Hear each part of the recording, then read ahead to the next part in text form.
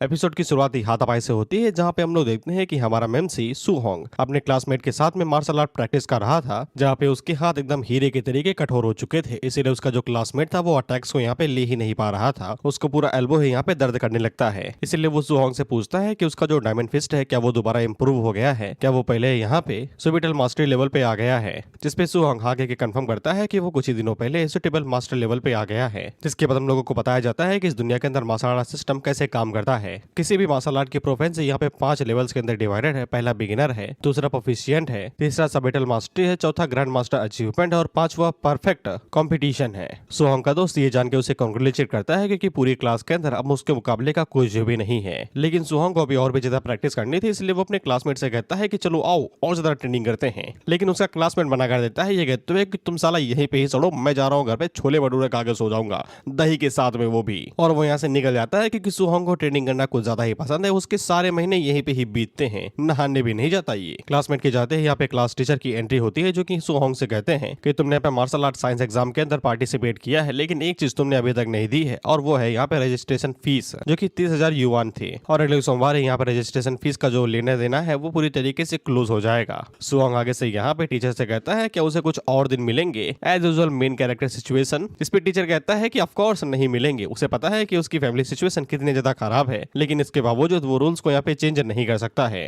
जिसके बाद हम लोग सुहोंग को दोबारा देखते हैं और ये अभी भी प्रैक्टिस में ही लगा हुआ था। ये रजिस्ट्रेशन फीस के बारे में ही सोच रहा था और हमें अपनी कहानी बताता है कि 3 साल पहले जो इसके पेरेंट्स थे वो यहाँ पे बीस्ट डिजास्टर के अंदर मारे गए थे, जिसके बाद से ये अपने अंकल और आंटी के घर में ही रहता हुआ आ रहा है। जब उन्हें पता चला कि यहाँ पे सुहोंग के पास में मसाला टैलेंट है, तो फिर उन लोगों ने यहाँ पे उसे सपोर्ट करने के लिए फैसला किया, क्योंकि आखिरकार इस पूरे एरा के अंदर जहाँ पे एकदम खतरनाक बीस्ट पूरी तरीके से तबाही मचाते हैं, सिर्फ मार्शल आर्ट आर्टिस्ट ही हैं जो कि यहाँ पे उनका सामना कर सकते हैं, और ऊपर से यही लोग ही सबसे ज्यादा कमाई करते हैं। सुहोंग ने जब मार्शल आर्ट प्रैक्टिस शुरू की थी तो फिर उसे यही लगा था कि वो मेहनत करके यहाँ पे अपने अंकल और आंटी को अच्छी जिंदगी देगा, लेकिन अब से तो वो उनकी जिंदगी को और भी ज्यादा यहाँ पे कठिन बनाते जा रहा है। अब भाई जिम शुरू किया है तो फिर प्रोटीन इंटेक तो पूरा करना ही पड़ेगा ना, हवा में से तो आ नहीं जाएगा, धनी राम तो आएंगे ही ना इस्तेमाल करने के लिए। खैर सुहोंग जब अपने घर पे पहुंचता है तो वो अपने अंकल और आंटी को आपस में बात करता हुआ सुनता है, जहाँ पे वो लोग घर का किराया देने से मना कर रहे थे, ये कहते हुए कि वो लोग घर का किराया बाद में दे देंगे, लेकिन सुहोंग की रजिस्ट्रेशन जो फीस है वो पहले देना चाहिए, क्योंकि सुहोंग के पास एकदम बढ़िया टैलेंट है और वो सच में फ्यूचर में बहुत बड़ा आदमी बनेगा। इसलिए वो लोग इस तरीके से एक बच्चे के फ्यूचर को तो यहाँ पर बर्बाद नहीं करेंगे। जिसपे सुहोंग के जो अंकल थे वो आगे से अपनी मेडिसिन लेना बंद कर देते हैं, ये कहते हुए कि वो लोग इससे काफी सारे पैसे बचा सकते हैं और साथ ही में वो दूसरी जॉब भी करेंगे। बस यहाँ पे सुहोंग की आंटी को यहाँ पे अंकल की मसाज करनी पड़ेगी, जिससे उनकी जो इंजरी है वो थोड़ा सा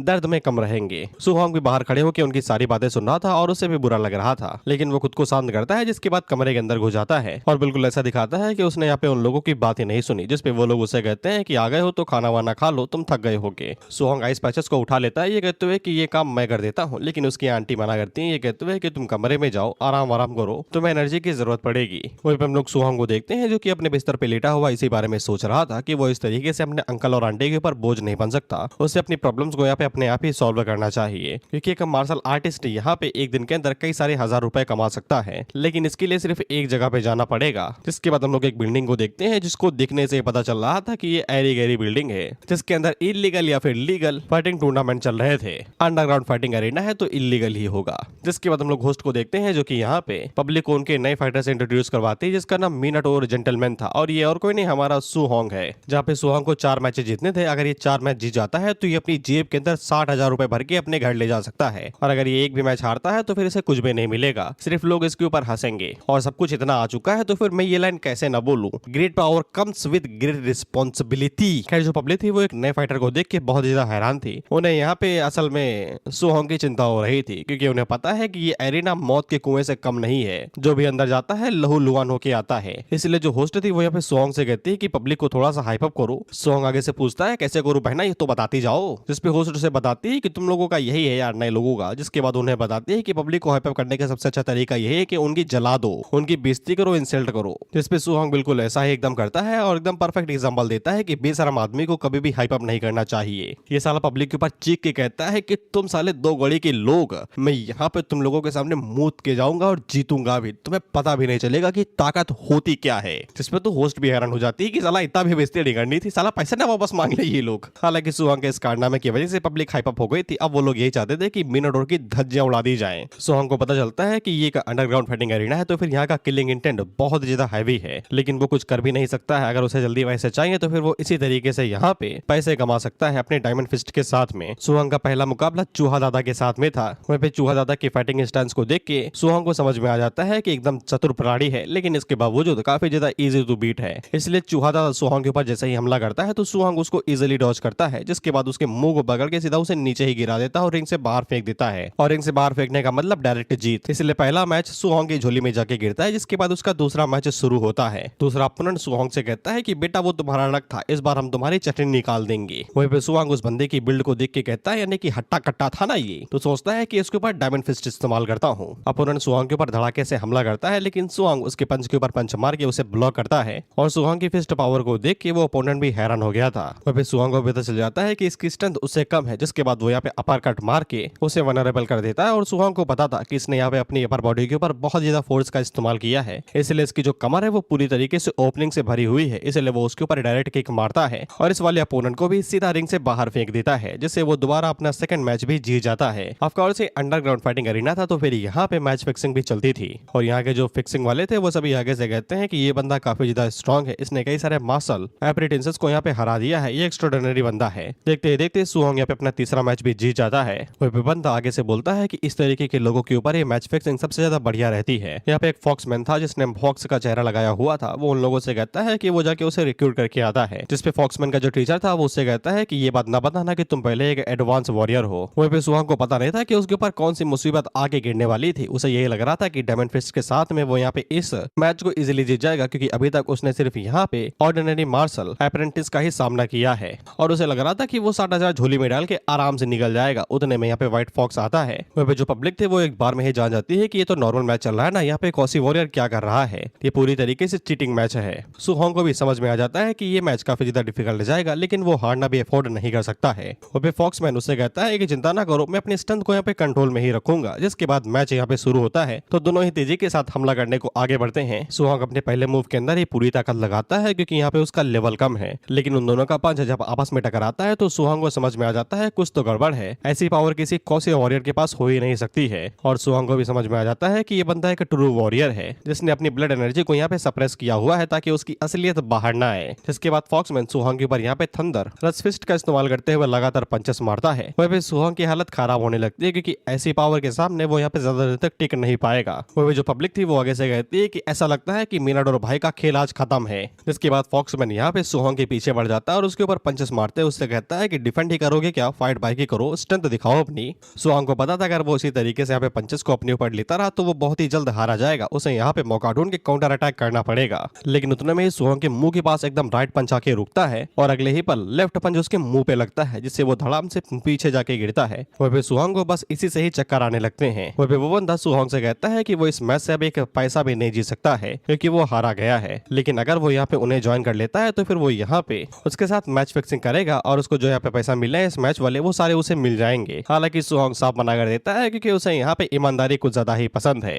जिसपे वो बंदा सुहंग से कहता है कि सोच समझ के जवाब दो भाई, इस तरीके से मना करना तुम पैसे ही तो हारोगे ही, साथ में हम लोगों से भी पंगा ले लोगे। जिसपे सुहंग आगे से कहता है कि इस तरीके की इलीगल चीज करते हो और खुद को यहाँ पे मार्शल आर्टिस्ट बोलते हो, जिससे फॉक्समैन को समझ में आ जाता है कि यहाँ पे कोई भी डील नहीं है। जिसके बाद वो सुहंग के ऊपर हमला करते हुए कहता है कि वो उसको यहाँ पे क्रिपल कर देगा, जिसके बाद वो वॉरियर बनने का सपना सिर्फ अपने सपनों में ही देख पाएगा। जिससे सुहंग का एड्रेनलिन रश यहाँ पे एक्टिवेट हो जाता है और तुरंत उसके रिफ्लेक्सेस फास्ट हो जाते हैं, जिसके बाद वो इजीली पंच को डॉज कर लेता है। वहीं पे सुहंग खुद से बस इतना ही कहते जा रहा था कि वो यहाँ पे तो बिल्कुल भी हार नहीं सकता है। वहीं पे फॉक्समैन भी हैरान था कि इतने सारे पंचेस लेने के बावजूद ये साला खड़ा कैसे है। सुहंग के मन के अंदर बस एक ही बात चल रही थी कि उसे किसी भी कीमत पे वॉरियर बनना है। उसके अंकल और आंटी ने अभी तक जो कुछ सेक्रीफाइस किया है वो सब कुछ वेस्ट चला जाएगा अगर वो उन्हें अच्छी लाइफ नहीं देगा। लेकिन अगर वो इनके साथ हाथ मिलाता है तो फिर वो उसका जो मार्शल आर्टिस्ट वाला बिलीव है वो पूरी तरीके से टूट के बिखर जाएगा। बिलीव का मतलब कि सुहंग यहाँ पे अब पूरी तरीके से अपने आप को ईमानदार पर्सन समझता है और वो मार्शल आर्ट का इस्तेमाल गलत तरीके से नहीं करना चाहता। लेकिन अगर वो क्रिपल हो जाता है तो वो यहाँ पे सब कुछ खो देगा और उसे ऐसा फ्यूचर बिल्कुल भी नहीं चाहिए। तभी अचानक से उसके सामने एक विंडो आती है जो कि उसे पूछती है कि अपनी फैमिली के लिए, अपने बिलीव्स के लिए तुम क्या देने को राजी हो। जिसपे सुहंग आगे से कहता है सब कुछ। सुहंग जैसे ही कहता है कि वो अपना सब कुछ देने को राजी है तो फिर वो अचानक से एक स्पेस के अंदर आ जाता है, जिसके सामने यहाँ पे एक गॉड खड़ा था। अब ऐसी चीज को तुम गॉड ही तो बोलोगे और क्या ही बोलोगे। वहीं पे वो गॉड इंसान बीस्ट जो भी वो जाते हुए सुहंग को यहाँ पे एक मौका देके जाता है। जिसके बाद सुहंग के सामने उसकी स्टेटस विंडो आती है जहाँ पे उसका नाम लिखा हुआ था, उसके सभी स्टैट्स, साथ ही में एक क्वेस्ट और उसकी सभी चीजें। सुहंग को समझ में आ जाता है कि ये सब कुछ उसके स्टैट्स को दिखा रहे हैं और वो छूके इन्हें ऑपरेट भी कर सकता है। इसके बाद वो जैसे ही क्वेस्ट को टच करता है तो फिर उसे यहाँ पे क्वेस्ट के बारे में बताया जाता है कि ताकतवर बनने का रास्ता कांटों से भरा पड़ा है। वो यहाँ पे अपने आप को ट्रेन कर सकता है ताकि वो बाहर जाके यहाँ पे फॉक्समैन के साथ अच्छे से फाइट कर सके। सुहांग को यहाँ पे 4 काम करने हैं। सबसे पहले अपनी स्किल्स को बेहतर करना है, जो डायमंड फिस्ट है उसको ग्रैंड अचीवमेंट तक लेके जाना है, साथ ही में जो फ्लोटिंग लाइट पाम है और जो वाइड स्टेप है उसको सुटेबल मास्टरी तक लेके जाना है। और उसे बता दिया जाता है क्योंकि ये बिगिनर ट्यूटोरियल है इसलिए कोई भी रिवॉर्ड नहीं मिलेगा, सिर्फ उसकी स्किल्स ही बेहतर होंगे। सुहांग इस बारे में सोच ही रहा था कि ये बिगिनर ट्यूटोरियल क्या होगा। उतने में हम देखते हैं कि सुहांग के पीछे उसका क्लोन आता है जो उसके ऊपर सीधा अपर कट से शुरुआत करता है, लेकिन सुहांग उसको डॉज कर लेता है। सुहांग को समझने में देर नहीं लगती कि ये उसका क्लोन है और साथ ही में वो यहाँ पे डायमंड फिस्ट का भी यूज कर रहा है। लेकिन बस यहाँ पे एक अंतर है, सुहांग का जो क्लोन है वो पूरी तरीके से स्किल्ड है, यानी कि वो अपनी पीक पे अपने आप में एकदम बेहतर है और साथ ही में वो यहाँ पे स्किल्स भी बेहतर यूज कर रहा था। सुहांग जब उसके ऊपर पंच मारने की कोशिश करता है तो उसका क्लोन उसके हाथों को पकड़ता है और उसके मुंह के ऊपर घूंसा दे मारता है। सुहांग जब अपने स्टेटस विंडो को चेक करता है तो उसे पता चलता है कि उसका जो डायमंड फिस्ट है वो थोड़ा सा इंप्रूव हुआ है, जिससे उसे समझ में आ जाता है कि यहीं पे ही प्रैक्टिस करना पड़ेगा, तभी वो अपनी स्किल्स को यहाँ पे बेहतर कर पाएगा। जिसके बाद वो और उसका क्लोन दोनों आपस में भिड़ जाते हैं और प्रैक्टिस करने लगते हैं। सुहांग को यहाँ पे क्लोन से अटैक को डॉज करने के लिए यहाँ पे वाइड स्टेप का यूज करना पड़ रहा था, इसलिए उनकी भी प्रोफिशिएंसी बढ़ती जा रही थी। जिसके बाद सुहांग इसी तरीके से यहाँ पे क्लोन के साथ फाइट करता रहता है, तो फिर उसके जितने भी अटैक थे, फिर वो चाहे फ्लोटिंग लाइट पाम हो, वाइड स्टेप हो, उन सभी की यहाँ पे प्रोफिशिएंसी बढ़ती जा रही थी और वो सभी यहाँ पे सबटल मास्टरी पे आ जाते हैं। इसके बाद सुहांग यहाँ पे अपने क्लोन के ऊपर डायमंड फिस्ट का इस्तेमाल करता है, जो अब यहाँ पे ग्रैंड अचीवमेंट पे आ गया था, तो वो अपने क्लोन को इजीली बीट कर देता है। क्योंकि सुहांग ने अपनी क्वेस्ट को यहाँ पे कंप्लीट कर लिया था, इसलिए अब उसे यहाँ पे रियलिटी के अंदर जाने की परमिशन दे दी जाती है। इसके बाद वो जैसे ही बाहर आता है तो फिर वो यहाँ पे फॉक्समैन उसके ऊपर हमला करता है, ये कहते हुए कि शो ऑफ ना करो, लेकिन सुहांग इजीली उसके अटैक को यहाँ पे डॉज कर लेता है क्योंकि स्पीड और प्रोफिशिएंसी बढ़ गई थी और साथ ही में वाइड स्टेप के बारे में तो बोलो ही ना। वो फॉक्समैन के अटैक को डॉज करने के बाद में वो उसके ऊपर पंच मारते हुए कहता है कुछ ज्यादा ही स्लो हो, जिसके बाद वो उसके मुंह के ऊपर डायमंड फिस्ट मारता है तो फॉक्समैन के मास्क के साथ में उसका मुंह भी टूट जाता है और वो धड़ाम से नीचे जाके गिरता है, जिससे तो पब्लिक भी हैरान हो गई थी कि क्या देखा भाई हम लोगों ने, मैच एक बल में पलट कैसे गया। खैर जो भी हो, सुहांग यहाँ पे जीत गया था, इसलिए वो होस्ट से कहता है कि पैसा दोगे या तुम्हें उठा के लेके जाओ अपने साथ, जिसपे होस्ट से कहते हैं कि पैसे लेके जाओ भाई, मेरा यहाँ पे काम रहता है। और सुहांग को इसी तरीके से 60,000 झोली में मिल जाते हैं। हालांकि फॉक्समैन का जो टीचर था वो आगे से कहता है कि इस बच्चे ने यहाँ पे डायमंड फिस्ट का इस्तेमाल किया जो कि ग्रैंड अचीवमेंट में था, ऐसी चीज कोई यहाँ पे मार्शल अब्रेटेंस कर ही नहीं सकता है। यहाँ तक कि कई सारे वॉरियर हैं वो भी ये नहीं कर सकते हैं। जिसके बाद वो अपने लौंडों से कहता है कि जरा इसका पता लगाओ कि ये जाता कहाँ पे और ये असल में है कौन। जिसके बाद हम लोग सुहांग को देखते हैं जो कि घर की तरफ जा रहा था और उसे पता चल जाता है कि कुछ लोग उसका पीछा कर रहे हैं परछाई की वजह से। साला इन लोगों को बॉडीगार्ड किसने बनाया, पीछा तक नहीं कर पाते ये। इसलिए सुहांग तेजी से एकदम कोने के अंदर घुस जाता है और जब तक वो लोग वहाँ पे पहुंचे तब तक सुहांग गायब हो गया था और अब इन लोगों की फटे क्योंकि अब टीचर इनकी क्लास लेगा। वहीं पे हम लोग सुहांग को देखते हैं कहीं भी नहीं भागा था, वो ऊपर ही चिपक गया था। और मेरा एक ही सवाल है कि यहाँ पे परछाई नहीं आ रही क्या। खैर जो भी हो, सुहांग उन्हें चकमा देने में कामयाब हो जाता है और जब वो 1 घंटे में अपने घर में पहुंचता है और उन लोगों को पैसा दिखाता है तो उसके अंकल उससे ये पूछते हैं किसकी जेब काटी रे, ये काम तो मेरा है। आंटी पूछती है कौन सा बैंक लूट किया, एटीएम पे तो डाका नहीं डाला। हालांकि सुहांग उन लोगों को चूरन देता है, ये कहते हुए कि वो किसी डोजो के अंदर काम करता है और डोजो मास्टर को सुहांग के अंदर पोटेंशियल दिखाई दिया, इसलिए यहाँ पे डोजो मास्टर ने फैसला किया कि वो उसकी ट्रेनिंग को यहाँ पे स्पॉन्सर करेगा। जिसमें यहाँ पे अंकल आंटी को तो यकीन नहीं होता क्योंकि उन्हें अच्छे से पता है कि डोजो मास्टर एक नंबर का कंजूस आदमी है, लेकिन सुहांग उन लोगों को यही कहकर मना लेता है कि तुम लोगों को मेरे पर भरोसा नहीं है क्या। जिसपे तो वो दोनों भी पिघल जाते हैं, ये कहते हुए कि हमारा बच्चा इस तरीके का काम थोड़ी ना करेगा। जिसके बाद हम सुहांग को देखते हैं जो कि छत पे बैठा बड़े आराम से बैठा हुआ था क्योंकि सारे काम हो चुके हैं। अब यहाँ पे उसके अंकल आंटी को ना ही घर का खर्चा देने से कोई दिक्कत होगी और ना ही यहाँ पे अंकल के जो मेडिकल एक्सपेंसेस है ना ही उन्हें कोई दिक्कत होगी और इन सभी चीजों का श्रेय यहाँ पे सिस्टम को जाता है। हालांकि सुहांग यहाँ पे चेक करता है कि उसके लेवल के अलावा जो स्टैट्स थे वो बिल्कुल भी चेंज नहीं हुए थे। हालांकि उसके पास यहाँ पे 67 मार्शल आर्ट डाउ पॉइंट आ गए थे जिनका वो इस्तेमाल करना चाहता था, तो सिस्टम उसे बताता है कि उसके पास यहाँ पे 67 मार्शल आर्ट डाउ पॉइंट है जिसको उसने यहाँ पे एक हायर लेवल के मार्शल आर्टिस्ट को हरा के कमाए हैं। अब वो इन पॉइंट्स का इस्तेमाल अपने हिसाब से कर सकता है और इन पॉइंट्स का यूज यहाँ पे एनर्जी को इनहेंस करने और साथ ही में मार्शल आर्ट्स को इनहेंस करने के लिए किया जाएगा, इसलिए बुद्धि से यूज करना। खैर सुहांग यहाँ पे अंदाजे में ही ब्लड एनर्जी के अंदर ही कई सारे पॉइंट्स को डाल देता है, तो फिर उसका जो यहाँ पे टैलेंट था वो काफी ज्यादा ग्रो कर जाता है, इसलिए वो बचे हुए पॉइंट्स को भी यहाँ पे ब्लड एनर्जी के अंदर ही डाल देता है क्योंकि अभी यही सबसे ज्यादा जरूरी है। वह सारे पॉइंट्स को डालने के बाद में सुहांग को भी महसूस होता है कि उसकी बॉडी और फिजिक पहले से बहुत ज्यादा इंप्रूव हो गई है और साथ ही में उसकी पावर भी बढ़ गई है, जिसको वो टेस्ट करने के लिए स्कूल में निकल जाता है क्योंकि वहीं पे ही मार्शल अरीना है और वहीं पे ही पावर टेस्टर भी है। जिसके बाद हम लोग सुहांग को देखते हैं जो कि अभी फर्स्ट टायर के कॉम्बैक्ट पावर टेस्टर के सामने खड़ा था और ये तोड़ेगा, मैं ये बात लिख के देता हूँ। हालांकि प्रॉब्लम ये थी कि यहाँ पे सुहांग 70% पावर का इस्तेमाल करने वाला था और लेकिन वो 70% पावर में ही जो पावर टेस्टर था उसकी धज्जियां उड़ा देता है। और ऑफ कोर्स अगर किसी ने देख लिया कि ये काम सुहोंग ने किया है तो पैसे इसी की किस्त से कटेंगे। इसलिए जैसे यहाँ पे प्रिंसिपल या फिर सिक्योरिटी गार्ड की आवाज आती है तो सुहोंग तुरंत भाग लेता है पैसे जो बचाने हैं। और जब तक प्रिंसिपल या फिर सिक्योरिटी गार्ड यहाँ पे आता है वो आगे से कहता है मेरा टेस्टर किसने तोड़ा इसे। और उसका शक यहाँ पे स्कूल के सिर्फ दो ही लोगों के ऊपर जाता है, चेन सेन और ली टू, क्योंकि उन दोनों की स्ट्रेंथ यहाँ पे इतनी बराबर है कि वो यहाँ पे इस टेस्टर की धज्जे उड़ा सके। इसके बाद सिक्योरिटी गार्ड या फिर जो प्रिंसिपल था वो आगे से कहता है कि कल तो इन दोनों की जुग्गी पिटेगी।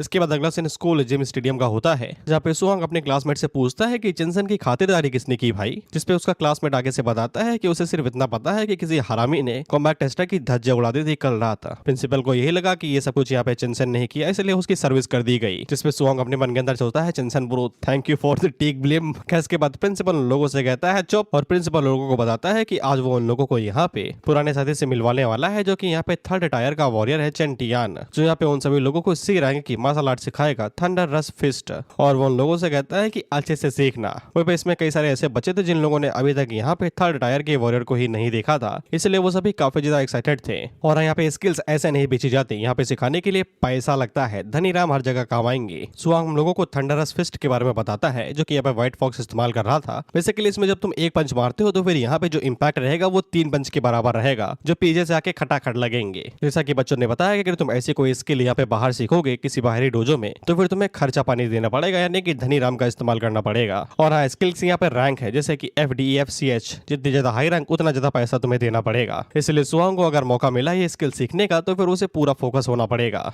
चेन टियान उन लोगों से कहता है कि मैं डायरेक्ट तुम लोगों के सामने उस मूव को परफॉर्म करूंगा और तुम लोग कितना सीखते हो ये तुम लोगों के ऊपर डिपेंड करता है, इसलिए बाद में मुझे ताना ना कसना। जिसके बाद चेन टियान वहां पे उस मूव को परफॉर्म करने लगता है और उन लोगों को थोड़ी बहुत गाइड भी दे रहा था कि थंडर रस फिस्ट एक पावरफुल मूव है। जब वो लोग इसे बिगिनर लेवल तक सीख लेंगे तब अगर किसी को पंच करेंगे तो फिर यहाँ पे जो आवाज होगी वो एक थंडर क्लैप की तरीके होगी, और जब वो लोग यहाँ पे प्रोफिशिएंट लेवल तक पहुंच जाएंगे तब ये आवाज 3 रूप के अंदर बदल जाएगी, यानी कि 3 बार थंडर क्लैप की आवाज होगी। और जब ये सुटेबल मास्टरी पे पहुंच जाएगा तो फिर 5 बार, और जब ये ग्रैंड अचीवमेंट तक पहुंच जाएगा तब 7 बार, जो कि यहाँ पे चेन टियान का रियलम है, यानी कि ये आगे तक अभी से नहीं सीख पाया है। और उन लोगों को बताता है कि जब वो लोग परफेक्ट कंडीशन तक पहुंच जाएंगे तब वो लोग यहाँ पे इसको 9 बार तक क्लैप कर सकते हैं। जिसके बाद वो यहाँ पे सेकंड डेमोन्स्ट्रेशन शुरू करता है तो सभी लोग उसे फॉलो करने लगते हैं। जिसके बाद कुछ घंटों के बाद का होता है और सभी लोग थक चुके थे। वहीं पे हम लोग सुहोंग के क्लासमेट को देखते हैं और ये कुछ ज्यादा ही थक चुका था, लेकिन जब ये सुहोंग की तरफ देखता है तो वो यहाँ से गायब हो गया था। वहीं पे जो चेनसन था वो यहाँ पे बिगिनर लेवल पे आ गया था प्रैक्टिस करते हुए, जिसको देख के क्लासमेट अपने मन के अंदर सोचता है कि ये कौन सा दिमाग यूज करता है भाई ये सब चीजों को सीखने के लिए। वहीं पे जो प्रिंसिपल था वो यहाँ पे चेन टियान को चेनसन से मिलवाता है, ये कहते हुए कि ये हमारे स्कूल का नंबर 1 जीनियस है, अगर तुम चाहो तो फिर इसे थोड़ी सी गाइडेंस दे सकते हो।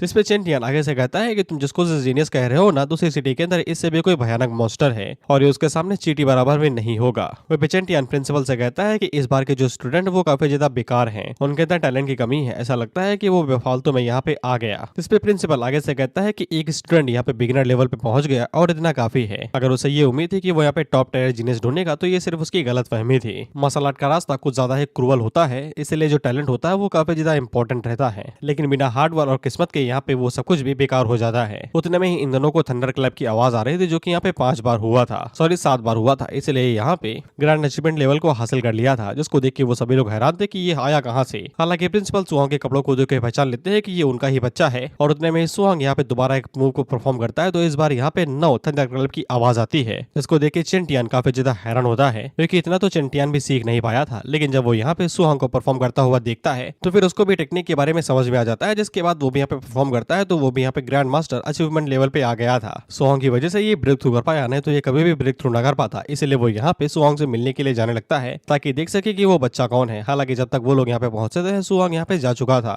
इसके बाद हम लोग सुहोंग को देखते हैं जो कि डोजो की तरफ जा रहा था एक्स्ट्रा प्रैक्टिस करने के लिए। वहीं पे इससे भी पता चल गया था कि सी रैंक की मार्शल स्किल्स काफी ज्यादा टफ होती है सीखना। हालांकि उसके थंडर रस फिस्ट यहाँ पे पहले ही परफेक्शन लेवल पे आ चुकी है, इसलिए अब उसके साथ में कुछ भी नहीं कर सकता है। अब उसे यहाँ पे सिर्फ 2 पॉइंट्स को इकट्ठा करना है ताकि वो यहाँ पे बाकी चीजों को भी अपग्रेड कर सके। लेकिन अभी तक सुहोंग को पता नहीं चला था कि वो यहाँ पे पॉइंट्स को कैसे अर्न कर सकता है। पिछली बार तो वो यहाँ पे मरते मरते बचा था तब उसे इतने पॉइंट मिले थे, क्या वो नॉर्मल तरीके से भी यहाँ पे पॉइंट्स को इकट्ठा कर सकता है, जिसके लिए वो यहाँ पे रेस डोजो के अंदर आ जाता है जो कि सुहोंग के लिए वर्किंग प्लेस भी है। बेसिकली यहाँ पे प्रैक्टिस भी करता है और लोगों को सिखाता भी है। सुहोंग जब अंदर जाता है तो एक बंदा उसे वेलकम करता है और सुहोंग उसे बताता है कि वो थोड़ी सी प्रैक्टिस के लिए आया है। तभी हम लोग एक और बंदे को देखते हैं जो कि यहाँ पे एक बंदे को परेशान कर रहा था। ये कहते हुए कि तुम्हें लगता है कि यहाँ पे टीचर के दिए गए इंस्ट्रक्शन काफी ज्यादा खराब हैं, तो ये तुम्हारी गलती है कि तुम इसे समझ नहीं पा रहे, इसलिए बेफालतू के बहाने बनाना बंद करो। सुहांग अपने साथी से पूछता है कि ये लौंडा कौन है, तो वो बंदा बताता है कि तुम हाल ही में यहाँ पे नहीं थे, तो फिर टीचर ने यहाँ पे एक नया इंस्ट्रक्टर को हायर किया है, ये वही बंदा है। ये हम जैसे नॉर्मल लोगों को यहाँ पे हल्के में लेता है, इसलिए इस तरीके की क्लास के अंदर बवाल बन के घूमता है।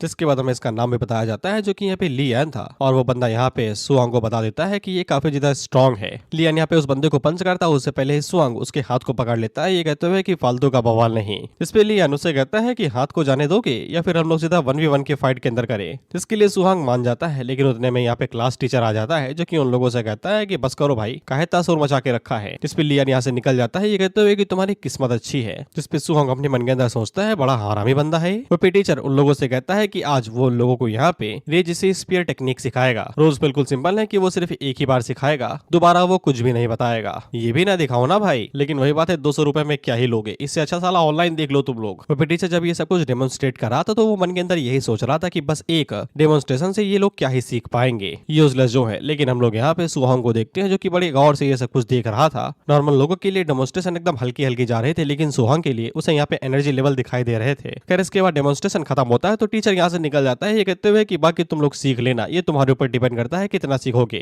जिसपे वो सभी आगे से चिल्लाने लगते हैं कि स्कैम है साला ये। जिसपे उन लोगों को भी पता था कि ये उन्हीं लोगों की गलती है कि वो लोग ज्यादा सीख नहीं पा रहे हैं। लेकिन सुहांग को टेक्निक के बारे में समझ में आ गया था कि स्पीयर टेक्निक का कोर यही है कि जो स्पीयर है वो एक पानी की ड्रैगन की तरीके समुद्र के अंदर डाइव मार रहा है, और यही मोमेंट अब एक एंडलेस जायंट वेव की तरीके बन जाएगा। सुहांग बिल्कुल ऐसा ही करता है और वो कंधे से यहाँ पे स्पीयर को नीचे की तरफ एकदम जोर से घुमाता है, तो वो यहाँ पे टेक्निक को थोड़ा थोड़ा करके कंप्रीहेंस करने लगता है। जिसके बाद वो इसी तरीके से प्रैक्टिस करता है और सभी लोगों को यहाँ पे समझ में आ जाता है कि सुहांग ने यहाँ पे टेक्निक को सीख लिया है, और उन्हें ये भी समझ में आ जाता है कि वही लोग गधे हैं जो ये सीख नहीं पा रहे। उतने में लियान बाहर आता है, ये कहता है काहे इतना हल्ला गुल्ला मचा रखा है भाई, किसी ने सीख लिया क्या कुछ। तो फिर लियान भी यहाँ पे सुहांग को प्रैक्टिस करता हुआ देखता है, उसे भी समझ में आ जाता है कि सुहांग ने यहाँ पे टेक्निक सीख ली है। वह फिर लियान मन के अंदर सोचता है कि उसे यहाँ पे सुहांग को टेस्ट करना पड़ेगा कि उसने कितना सीखा है। अगर वो एक जीनियस है तो फिर ये काफी ज्यादा मजेदार बात है। इसलिए लियान स्पेयर उठा लेता है और यहाँ पे सुहांग से कहता है कि वो उसे कुछ गाइडेंस देगा टेक्निक की रिगार्डेड, जिसके लिए सुहांग भी मान जाता है। वह पे सुहांग को जो साथी था वो उसे कहता है कि सावधान रहना, भले ही इसका कैरेक्टर 2 कौड़ी का है लेकिन बंदा स्ट्रॉन्ग है,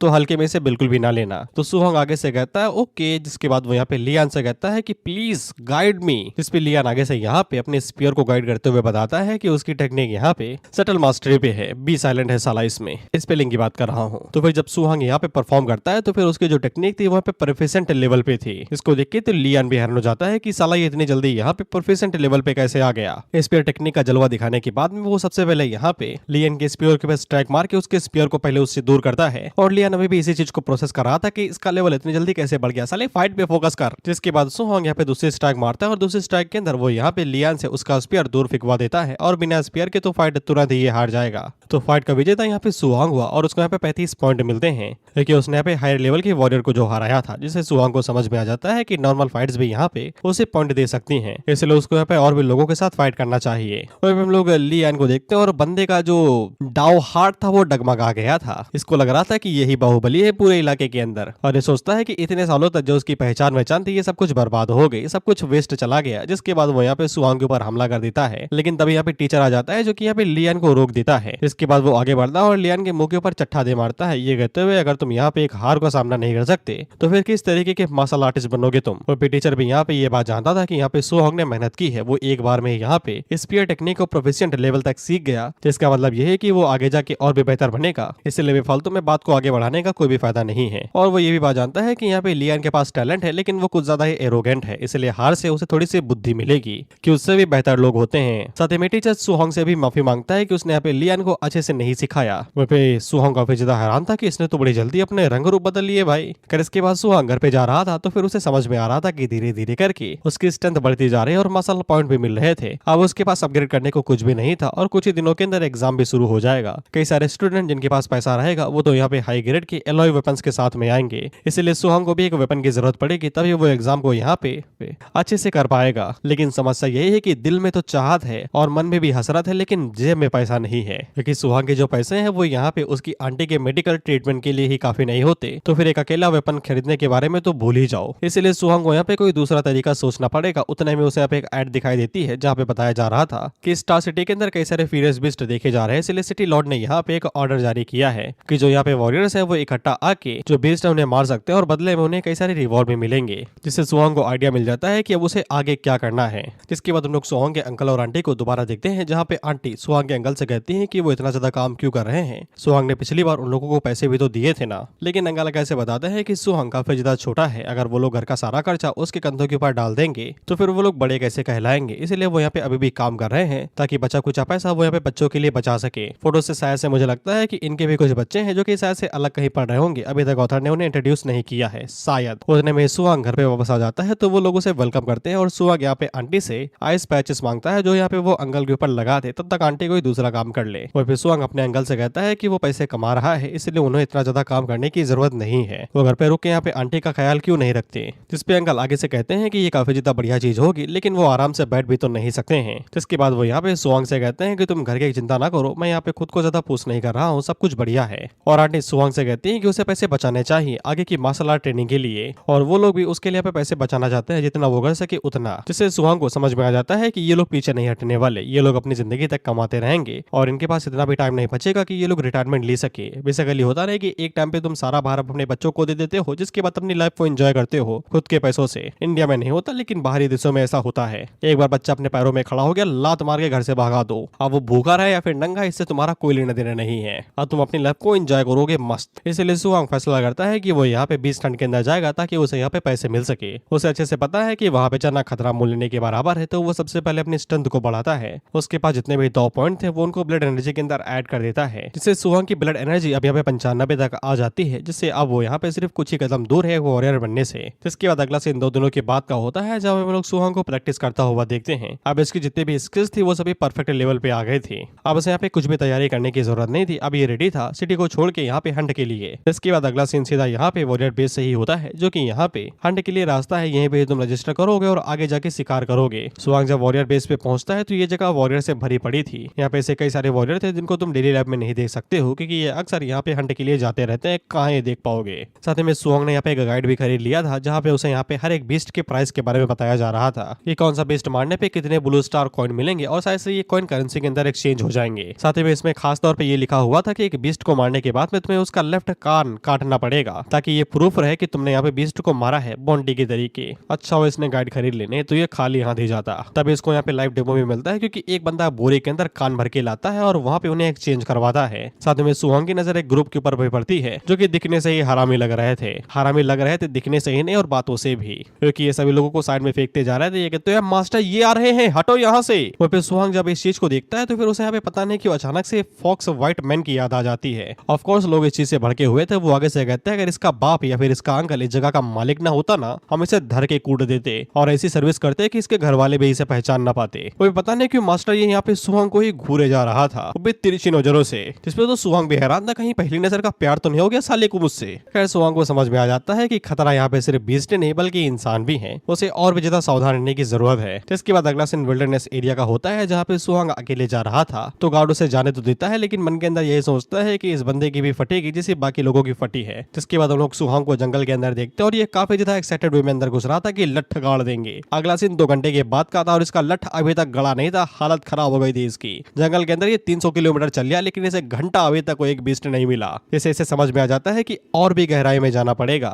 दैट्स व्हाट शी सेड। हालांकि ये जैसे थोड़ा सा गहराई में जाने के बारे में सोचता है, तभी एक वुल्फ इसके ऊपर धप्पा मार देता है, जो कि फर्स्ट टायर का लो स्टेज बीस्ट वुल्फ था, शैडो मून वुल्फ। हालांकि पहली बार वो किसी जिंदा को देख रहा है, अब तक तो इसने सिर्फ इसकी लाशें देखी या फिर वीडियो देखी होंगी। वुल्फ बिल्कुल भी देरी नहीं करता और उसके ऊपर डायरेक्ट यहाँ पे हमला करता है अपने पंजे के साथ में, लेकिन सुहोंग उसे यहाँ पे इजीली डॉज करता है। जिसके बाद वो यहाँ पे थंडरस फिस्ट का इस्तेमाल करते हुए वुल्फ को सर्विस देता है और धड़ाम से उसे एक पेड़ में जाके ठोक देता है और एक पंच साथ ही यहाँ पे वुल्फ एलिमिनेट हो जाता है। सुहोंग ने बीस्ट को तो हरा दिया था, लेकिन उसने पहली बार जो यहाँ पे बीस्ट के साथ फाइट की थी, ये कुछ ज्यादा ही थ्रिल था, जितना उसे सोचा था उससे भी कई गुना ज्यादा। ऐसा कि उसके हाथ भी कांप रहे थे, डर में नहीं मजे में। वहीं पे सुहोंग जब इस बारे में सोच ही रहा था कि वो यहाँ पे फर्स्ट टायर के लोअर स्टेज के बीस्ट को एक मूव के अंदर ही हरा सकता है, तो फिर अगर यहाँ पे मिडिल स्टेज का कोई बीस्ट आया तो फिर वो उसके सामने कैसा परफॉर्म करेगा। भाई का सपना तुरंत पूरा भी हो जाता है, क्योंकि तभी पीछे से एक भालू बाहर निकलता है, जो कि फर्स्ट टायर का मिडिल स्टेज बीस्ट था, राइजिंग ब्लैक ब्लेयर, जो उसके ऊपर पीछे से अपने पंजे से हमला करता है। हालांकि सुहोंग उसकी भी सर्विस कर देता है और उसे नीचे बिछा देता है।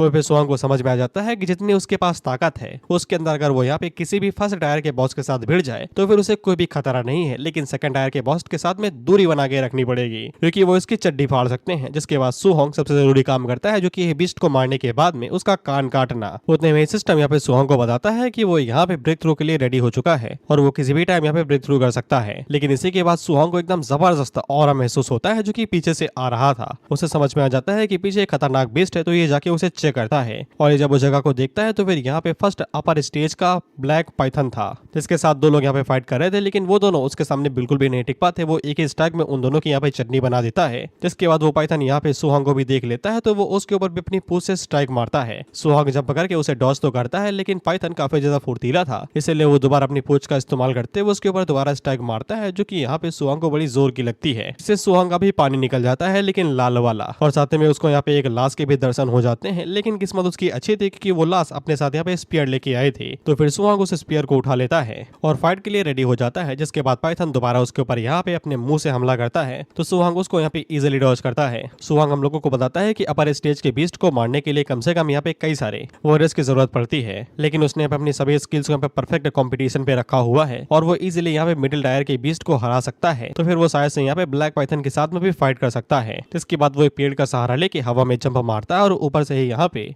जैसी स्पीयर टेक्निक का इस्तेमाल करते हुए पाइथन के ऊपर हमला करता है जो कि उसके पेट को चीरते हुए पार निकल जाता है, जिससे पाइथन को बड़ी जोर की लगती है। जिसके बाद सुहोंग जल्दी से जंप मारते हुए स्पीयर के पास जाता है और उसे दोबारा उठा लेता है। जिसके बाद वो दोबारा स्पीयर टेक्निक का इस्तेमाल करते हुए पाइथन के ऊपर हमला करता है तो इस बार भी स्पीयर उसकी छाती को चीरते हुए उसके पार निकल जाता है। वहीं पे सुहोंग इतनी जल्दी मूव कर रहा था कि पाइथन उसके ऊपर हमला ही नहीं कर पा रहा था और सुहोंग इसी तरीके से स्पीयर उठा के उसको यहाँ पे छीदी लाल बना रहा था। वहीं पे सुहोंग की स्ट्रेटेजी यही थी कि धीरे धीरे करके इसी तरीके से उसे कमजोर बनाते रहो। इसके बाद जब काफी ज्यादा थक जाएगा तो फिर आखिर में फाइनल ब्लो मार के उसे यहाँ पे खत्म कर दो। तभी पाइथन उसके ऊपर दोबारा स्ट्राइक मारने की कोशिश करता है तो सुहोंग जल्दी से थंडरस फिस्ट का इस्तेमाल करते हुए उसके ऊपर पंच मारता है और उसे पीछे ढकेल देता है और एक अच्छा सा अटैक मारने के बाद में वो तुरंत पीछे भी हट जाता है क्योंकि पाइथन काफी ज्यादा फुर्तीला है और वो इसी स्ट्रेटेजी का यूज कर रहा था। ये स्ट्रेटेजी काफी ज्यादा थकाऊ है लेकिन सेफ भी काफी ज्यादा है। वहीं पे सुहोंग को ये लग रहा था कि बस 3-4 सर्कल मारने के बाद में, यानी कि गोल गोल घूमने के बाद में, वो पाइथन के ऊपर फैटल ब्लो मारने के लिए रेडी हो जाएगा। लेकिन तभी सुहोंग को दोबारा एक किलिंग इंटेंट महसूस होता है। जिसके बाद जैसे ही वो पीछे मुड़ता है तो फिर यहाँ पे यंग मास्टर ये के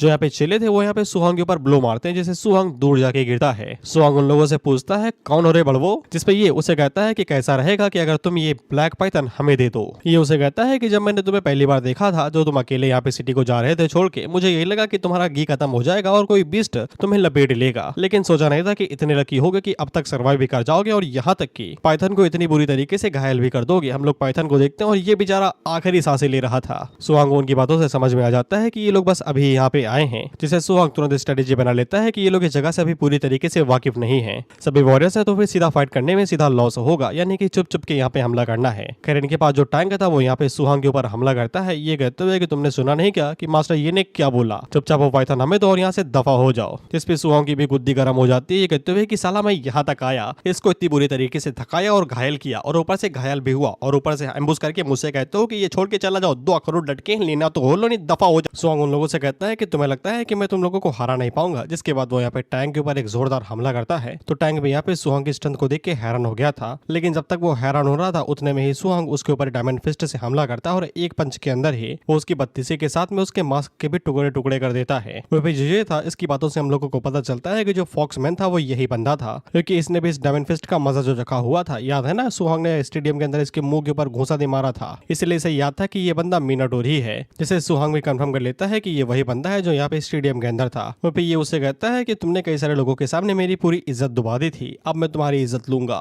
इतना कहने के बाद में वो उन सभी लोंडों को आगे भेजता है कहते हुए कि खेल खत्म कर दो इसका। जैसा कि सुहोंग ने पहले ही प्लान बना लिया था कि हेड ऑन फाइट बिल्कुल भी नहीं करने, तो वो तुरंत स्पीयर उठाता है और जंगल के अंदर घुस जाता है। और क्योंकि ये लोग अभी ही आए थे इसलिए इन लोगों को जंगल के बारे में अच्छे से नहीं पता है, इसलिए ये सभी सुहोंग को इधर उधर होकर ढूंढने लगते हैं, थोड़ा सा इतर पितर होके। वो पे इन लोगों को भी पता था कि फॉरेस्ट काफी ज्यादा घना है, इन लोगों के ऊपर भी अचानक से हमला हो सकता है। हालांकि एक बंदा इस बात को हल्के में ले रहा था, उसे लग रहा था कि वो लोग झुंड में हैं तो फिर इजीली यहाँ पे एक बंदे को ढेर कर सकते हैं और सबसे पहला शिकार इसका ही बनता है जो हॉरर मूवी में हॉरर के ऊपर यकीन नहीं करता। सुहोंग इसके पीछे से बाहर निकलता और इसके मुंह के ऊपर स्पीयर का लठ देके मारता है और एक बार में ही इसका सारा खोपड़ा फोड़ देता है और ये एक बार में ही यहाँ पे मारा जाता है। ये को भी पता चल जाता है कि सुहोंग की जो स्पीड है वो कुछ ज्यादा ही तेज है, वो लोग उसे हल्के में नहीं ले सकते हैं। वहीं पे इन लोगों को समझ में आ जाता है कि इन लोगों ने इस बार गलत पंगा ले लिया है, अब इन्हें यहाँ पे चिंता होने लगती है कहीं अगला नंबर इन लोगों को लगाना लग जाए। ये भी काफी ज्यादा घबराया हुआ था क्योंकि उसे भी पता चल रहा था कि उसने गलत जगह पे पैर रख दिया है। वहीं हम लोग सुहोंग को देखते हैं जो कि एक पेड़ पे बंदर के तरीके चढ़ा हुआ था और ये मन के अंदर सोच रहा था अगर इसने पाइथन के ऊपर ज्यादा एनर्जी वेस्ट न की होती तो फिर ये इन लोगों को सीधा सामने से ही ठोक देता। लेकिन कोई बड़ी बात नहीं, एक एक करके भी वो उन लोगों को ठोक सकता है, जिसके बाद वो स्पीयर को एक साइड पे फेंकता है जिससे इन लोगों का ध्यान इस तरफ आता है। और जब तक इन लोगों का ध्यान इस पे था उतने में सुहोंग काफी तेजी से बाहर निकलता है जो कि एक बंदे को पकड़ के उसके मुंह के ऊपर इतनी जोर से घुटना मारता है कि बंदे का जो स्कल था वो पूरा चित्र बितर हो जाता है, जिसके बाद वो भी मारा जाता है। वहीं पे दूसरा बंदा कहता भी है कि ये बंदा कुछ ज्यादा स्ट्रांग है, इन लोगों को भाग लेना चाहिए, लेकिन प्राइड नाम की भी तो एक चीज है,